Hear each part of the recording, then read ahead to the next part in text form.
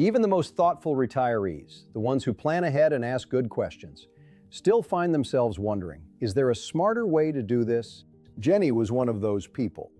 Welcome to Retirement Red Flags, where we unpack real stories from real retirees who've saved well, but still wonder what they might be missing. Meet Jennie. She's 66, working full-time for now, but planning to retire within the year. Her husband, Ron, semi-retired, is still working here and there and handling most of the investment decisions. What stood out about Jennie was how curious and open-minded she was. Not panicked, just thoughtful. She wanted to be informed, not caught off guard.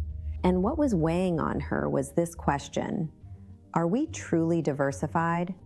Ron had been shifting money into bonds. They'd even considered buying a little gold, mostly to get persistent salespeople off their backs.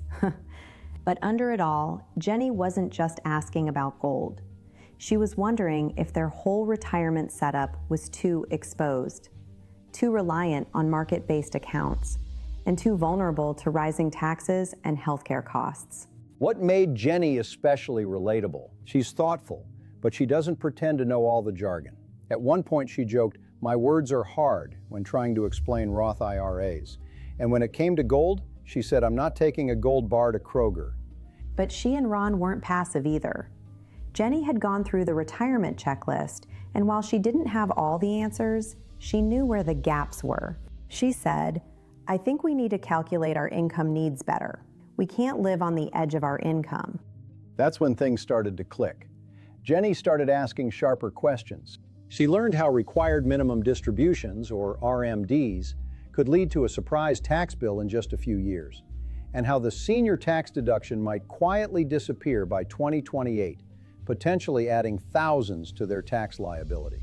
But the aha moment came when Jennie realized this. It wasn't just about having $8,000 a month from Social Security and pensions. It was about knowing how much they actually needed each month, and having a plan to fill any gap without triggering unnecessary taxes. That's when Jennie said, "We've done a lot, but I don't think we've done the math."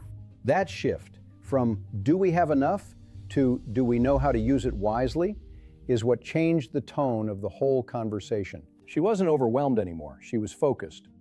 Jennie didn't walk away with every answer that day, but she did walk away with clarity and a short list of things to do next. Finalize a monthly retirement budget. Create a plan for tax-efficient income. Revisit their RMD strategy, and seriously explore long-term care options before they're priced out.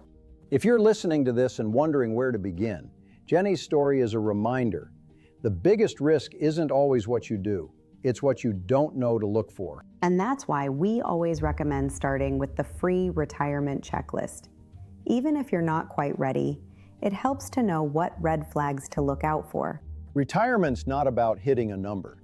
It's about knowing what comes next. And that's why we keep telling these stories. So if you want more stories like Jennie's, or you're ready to take that first step toward clarity, visit us anytime at retirementredflags.com. Until next time, keep asking the smart questions and keep an eye out for those red flags.